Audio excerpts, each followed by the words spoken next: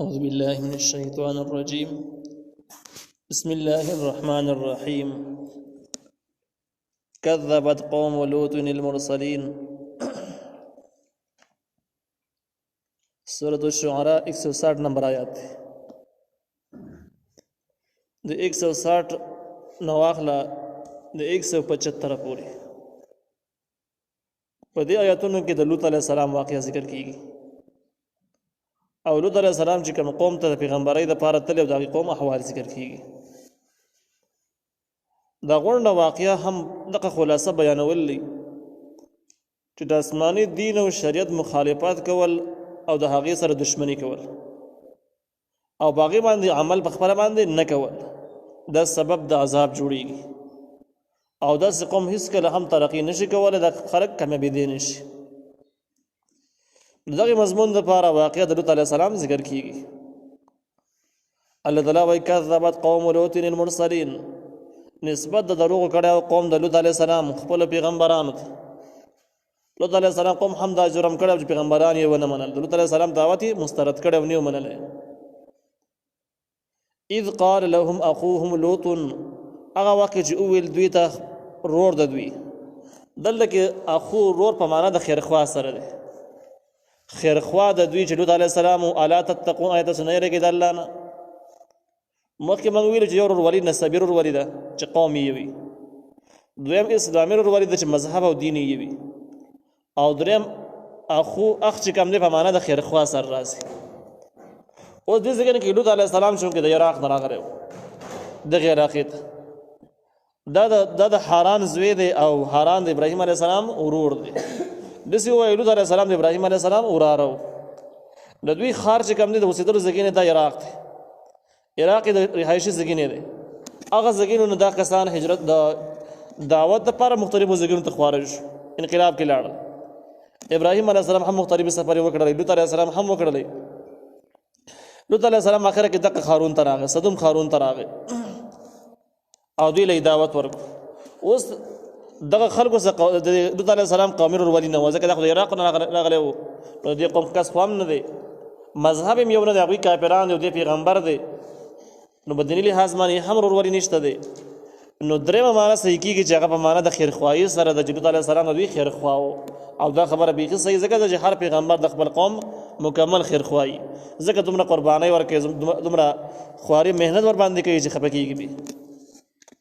نو دې ځکه کې ورورولي په معنا د خیرخواهي سره شو. هغه وخت چې وویل دوی ته اخوهم خیرخوا د دوی لوط چې لوط علیه السلام الا تتقون آیت تاسو نه یریږئ د الله تعالی نه چې تاسو په شرک کې اخته یئ، د آسماني دین نه مخالفت کوئ. انی لکم رسول امین، یقینا زه ستاسو دپاره پیغمبر یم، یعنې کوم څه چې طبعا د الله تعالی خبرې دي خپلې مې نه دي. امین امانتدار یم، یعنې خپل ځان طرف نه پکې څه شی سوا کوم نو همغه شانې ته بیانوم څنګه چې الله ویلي. فاتقوا الله، د الله نه ویرېږئ، واطیعون، زما تابعداري وکړئ. د لوط علیه السلام په دعوت کې هم 15 خبرې وې چې د مخکیني پیغمبرانو کې 15 خبرې به ذکر کېدي. نو دغه شان د لوط علیه السلام دعوت خلاصه هم 15 خبرو کې راجمع ده. وما اسألكم عليه من اجر، او زه نه غواړم ستاسو نه په خپل دعوت باندې هیڅ قسم مزدوري. ان اجري الا على رب العالمین، نه د مزدوري مگر دا د رب د مخلوقاتو باندې، د مخلوقاتو کوم رب دی الله تعالی دغه ما اجر راکوي، ستاسو نه غواړم. نو دا مضمون د اخلاص چې زما کار مکمل د اخلاص دی، هیڅ لالچ پکې نور نشته او دومره بې لالچه کار تاسو د پاره زه لګیا یم، نو تاسو له پکار ده چې عمل پې وکړئ. د لوط علیه السلام دعوت خلاصه شو. اتأتون الذکران من العالمین، آیا تاسو راځئ نارینهو ته د مخلوقاتو نه. لوط علیه السلام د کفر او شرک نه علاوه یو بل اخلاقي جرم کې مخ ته و چې نارینهو سره به یې بدکاریانې کولې او د هغې سره به د نارینهو نه خپل خواهشات پوره کول،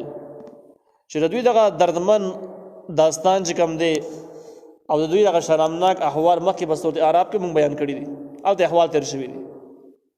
لیکن لنډه دا چې نارینهو سره بدعماري د لوط علیه السلام قوم کې ایجاد شوي اعمال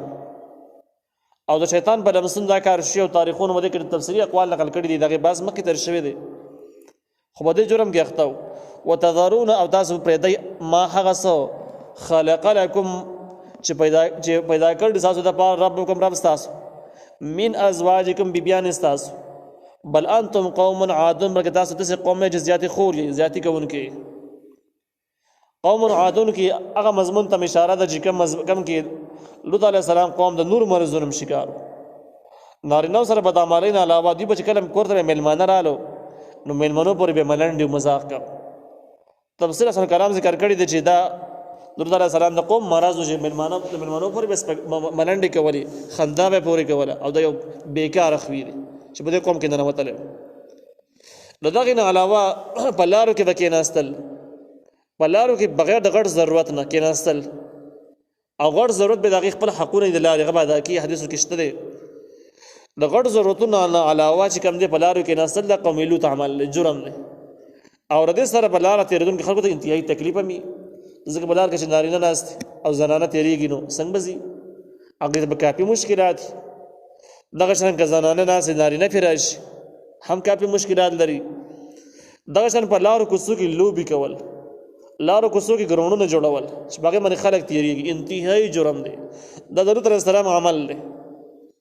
شرعي لحاظ باندې هم ګناه ده اخلاقي لحاظ باندې هم داسې ځایونو کې سړی ډېر بد ښکاري انتهایي بد ښکاري د دغې نه علاوه به مرغان به یې ساتل چرګان مرغان او دا څیزونه به جنګول په خپلو منځونو کې بیا به جنګ له بوتله مقابلې له بتلل دا د لوط علیه السلام سنګین جرایم و د لوط علیه السلام د قوم جرایم و چې دوی کول نه بل انتم قوم عادون کې دغې مضمون ته اشاره ده قالو دوی وویل لئن لم تنتهي که ته منې نه شوي یا لوط ای لوط علیه السلام دا خبرې دې پرې نه ښودلې لتکونن من المخرجین ته به شي د بسترې شوو خلکو نه د علاقې نه به دې وباسو د بهر نه راغلی سړی د عراق اوسېدونکی د دې علاقې خو نه یې د علاقې نه به دې موږ واپس وشړو لرې به دې چې داسې خبرې ته پرې نه دی قال لوط علیه السلام ورته وویل انی لعملکم من القالین یقینا ستاسو دا کارونو لره زه بد ګڼونکی یم دوی لوط علیه السلام ته وارننګ ورکړه خبرداری ورکړه چې که دغه عباس پرېږدې نه نو موږ خپل کارونه پرېږدو نه او ته دغه خبرې نه پرېږدې د علاقې نه به دې وشړو بېرته به دې وباسو ځکه ته خو مهاجر یې مسافر د بل ځای نه سړی په دې سره لوط علیه السلام ایرولې مقصد و چې د کار پرېږدي نرمي وکړي حالانکه پیغمبران او هغه خلک چې د هغې روحاني تربیت شوی اسماني دین او شریعت باندې تربیت شوی دا خلک یریږي نه دباویږي نه اخلاقیات په خپل ځای باندې دي صبر او استقامت په خپل ځای باندې دي لیکن چا په دباو کې راځي نه او دا تاریخ هم ثابت کړل چې کوم خلک د آسماني علوم باندې صحیح تربیت شوی نو اخلاق او گزاره په خپل ځای کوي لیکن هیڅ چا په دباو کې داخله نه راځي کوم زړه کې چې د الله یاره موجود هغه کې د مخلوق یاره نه کوزيږي او کوم چې د الله یاره نه یا د مخلوق یاره پکې خامخا کوزيږي لوط علیه السلام په دې دباونو باندې بالکل څه کار ونه شو نه یریدو او لوط علیه السلام د خپل بهادرۍ په انداز باندې وویل چې ان لعملکم من القالین زه ستاسو دا کارونه بد ګڼم که څومره بدماشي چې کوئ زه بد ګڼم او چې کوم کار زه بد ګڼم نو زه به ویم خامخا داسې خو کېدی نه شي یو کار بد ګڼم او ویم یې نه داسې خو کېږي نه دې ورته ښکاره وویل نو دا د لوط علیه السلام د جرأت او د بهادرۍ هغه نمونه ذکر کېږي چې د انتهایي بهادر او جرأتمن انسان او امت دپاره هم ترغیب دی چې د امت سپایان او د امت داعیان به بهادري بېغیرته بنایي بزدله بنایي چا نه به یریږي نه په لالچونو کې په دباونو کې به نه راځي رب نجني واهلي مما يعملون اے رب زما خلاص کې ما و اهلي زما د کور خلق مما يعملون د وبال د هغې کارونو چې دوی کوي دوی چې کوم کارونه کوي د هغې د وبال نه موږ بچ کړي وبال یې څه شی دی وبال یې عذاب دی چې د دې ګناهونو په وجه باندې به عذاب راځي نو دغه عذابونو د موږ وساتي چې عذاب په موږ باندې را نه شي دا آیت چې کوم دی په ظاهره باندې داسې معلومېږي چې لوط علیه السلام ځان دپاره دعاګانې غوښتل دي نو ظاهري صورت خو دعا هم دی لیکن بل اړخې د خیرو هم دی چې اصل کې لوط علیه السلام مقصد دا و چې داسې قوم دی هلاک شي اړو پاتې دي نه شي چې دومره سنګینو جرایمو کې اختر یو نه اصلاح کېږي نو بس هلاک دي شي ختم نه شي او د دې په وجه چې کوم عذاب راځي د دې د ګناهونو په وجه باندې د هغې عذاب نه ما او زما اهل و عیال چې کوم ایمان راوړی دا بچ کړي نو یو اړخ یې د خیرو شو بل اړخ یې د دعا شو ځان دپاره او د مسلمانانو دپاره دعا کافرانو ظالمانو دپاره خیرې شولې او نور احوال مخکې در شوي دي چې دا خیري په هغه ټایم کې کړې وي دا دعاګانې په هغه ټایم کې غوښتلې وي چې کله د دوی کور د لوط علیه السلام کور یې محاصره کړو او دا خلک مېلمنو پسې راغلي وو او بچتونو دیوالونو باندې راوختل هغه ټیم کې د خضر تعالی سلام کړی وي فنجیناه نو من خلاص کو دلره واهله ورد کور خلق اجمعین ټول کوم خلکو چې ایمان راوړل تعالی سلام سره ملګری شي هغه ټول خلاص عذاب نه بچ الا عجوزا فی الغابرین بغیر د وی بډای نه چې باقی پاتې شو په عذاب کې بډای نه مراد درته تعالی سلام زنانه ته مراد او تفسیر معرفت القرآن د تحقیق مطابق دا مسلمان نه و یا ښکارا باندې مسلمان نه و یا ښکارا باندې اظهار کړي خو پټه مسلمان نه و زیاتو روایتو کې دي چې دا مسلمان و لیکن د دې جرم او قصور دا و چې د قوم په ګناهونو او جرایم باندې خوشاله او مطمئن په وجه ټیک دي صحیح دي دغه شان د دوی خپلوان چې کوم دي رشتہ داران او غیر جرمونو کې اخته وو لوط علیہ السلام دې زنانه به داسې کار کاوه چې لوط علیہ السلام پټې مشورې به د خلکو ته منتقلولې چې زما خاوند داسې ویلو داسې باس یې وکړو دا کار یې بد شي دی بد نه شي دغه شان کم میلمانه چې دوی کره راغلي او د امتحان په طور باندې کوم فرشتې راغلي وي د هغې اطلاع هم دی ورکړې وه چې کسان راغلي دي او دغې وجه نه قوم راغی کور یې محاصره کړو او په دیوالونو باندې راوختل نو ظالم سره یا د مجرم سره پټه همدردي کول معلومات ورکول یا د هغه کار ته ټیک ویل دا هم دغه شان ګناه لکه څنګه چې څوک پکې اخته دی او څومره مجرم دی داسې پکې د هغه کس هم مجرم شمارلی کېږي چې څوک په دې کار باندې خوشحاله دی څوک د کار باره کې معلومات ولا ورکوي نو په دغه طریقه باندې دواړه صورتونه کېدی شي دا زنانه هم په عذاب کې پاتې شو عجوزن په عربۍ کې بوډۍ ښځې ته وایي اوس دا خبره ده د زنانه خو بوډۍ نه وه دې عمر دومره زیاته نه و چې په دې حالاتو کې د عذاب پرې راغی یو جواب د علماء ردی دا کړی دی چې د اصل کې په دې ټایم کې خو بوډۍ نه وه لیکن د بوډۍ تو پورې دا په کفر باندې کلکه وه ایمان یې رانه وړ او بل جواب تفسیر معرفت القرآن کړی دی تفسیر معرفت القرآن وایي چې د اصل کې د انبیاء کرامو زنانه چې کمې ده د امت دپاره میاندې شمارلی کېږي میاندې په دې وجه د پیغمبر زنانه چې کله ژوندی یو پیغمبر وفات شي دغه زنانه سره په امت کې د هېڅ چا هم نکاح نه کېږي ځکه دا د امت روحاني میاندې او روحاني مور چې کبي دغه بچي امتیانې بچي شمارل کېږي او د کبي زنانه چې بچي ډېر هغې ته خلک بوډۍ وایي اګر که دا بوډۍ نه وي نو په دې اعتبار سره هم دې ته خلک د من د بوډۍ اطلاق کېدی شي نو دا زنانه په عذاب کې پاتې شوه او دا هلاک شو دا پاتې نه شو د دې عذاب نه بچ نه شو ثم دمرنا الاخرین بیا موږ هلاک کړه نور خلک نبي علیه السلام د خاصو ملګرو مؤمنانو ملګرو نه علاوه ټول خلک هلاک شو وامطرنا موږ راوورول علیهم په دوی باندې مطرا باران د ګټو باران به شوی د مخکې در شوي دي فساء نو ډېر بد دی مطر المنذرین باران د یرولی شوو خلکو چې کومو خلکو ته د آسماني دین او شریعت ورته وښې او د په دې خبره باندې پوهېږي چې په دې عمل نه کوي نو عذاب د باندې راځي او دا خلک بیا هم عمل ونه کړي داسې خلکو باندې چې کوم باران کېږي نو خطرناک باران ښه باران نه وي د دې آیات خلاصه دا ده چې کوم خلکو ته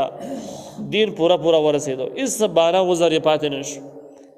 او بیا به د خلکو عمل ونه کړو خطرناک عذاب پرې راځي ان فی ذلک یقینا په دې کې لآیة خامخا نښه ده وما كان اکثرهم او نری اکثر د مکې والاو نه مؤمنین ایمان راوړونکي دې ځکه کې د ګټو د باران خبره وشوله مکه سورۃ اعراف کې دا هم تېر شوي دي چې دا ځمکه الله تعالی د فرشتې په ذریعه باندې اوچته کړله او بره د اسمان ته ورسوله مفسرینو لیکلي دي چې کله دا ځمکه دومره اوچته شوله چې اسمان ته نږدې شوه نو سپو غپا د بانګیانو اذانونه په اسمان کې بره واورېدلی شو او د هغه ځګین د ځمکه باندې بل مخ باندې راویشتله یو د ګټو باران به وشو بل په ځمکه ولټه شو د دې دواړو طریقو نه شامي لیکلي دي چې بتاوه شامي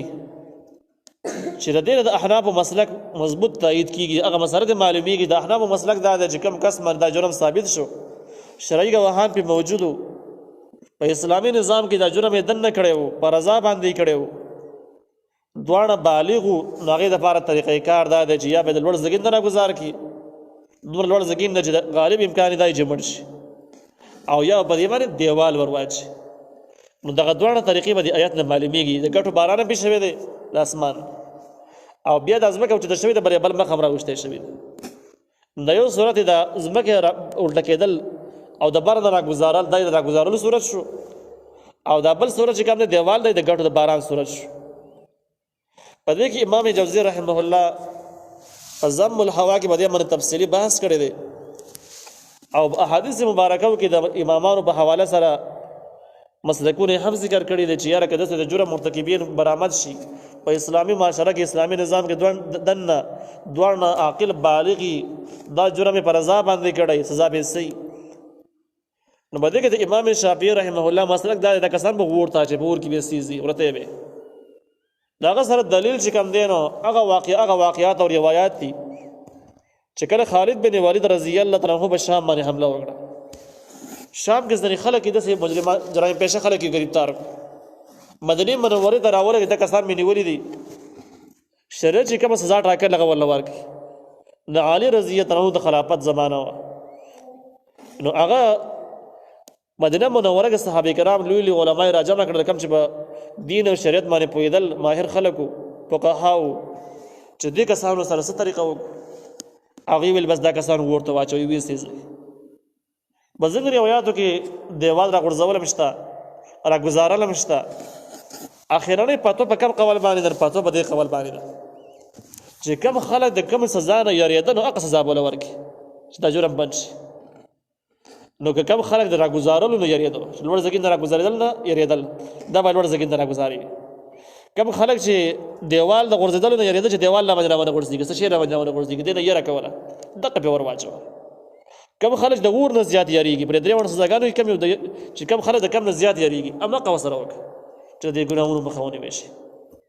هغه زمانہ کې د شام خلک د سی وجي د دیوال را غورځولو نه د لوړ ځای را گزارلو نه دومره یاره نه کېده. دې قصو سره بلدو اشنا وسره دا خلک د ور نه یریدو اور نه برداشت کوي. نو بده وجه باندې صحابه کرام باندې باغ ټیم کې اجماع وکړه چې ورته واچوي په دغه طریقه باندې په دنیا کې چې کم سے کم تخصیص جرایم کیږي نو دغه جرایم چې په کومه طریقه باندې خبندېږي او کومه سزا زیات اثر پیدا کوي د سزا د جرم بند شي همغه طریقه سره پکار ده او تقریبا په دغه باندې فتوا ده. وإن ربك يقين ربسته لهو العزيز الرحيم خامخ غالب او مهربان ده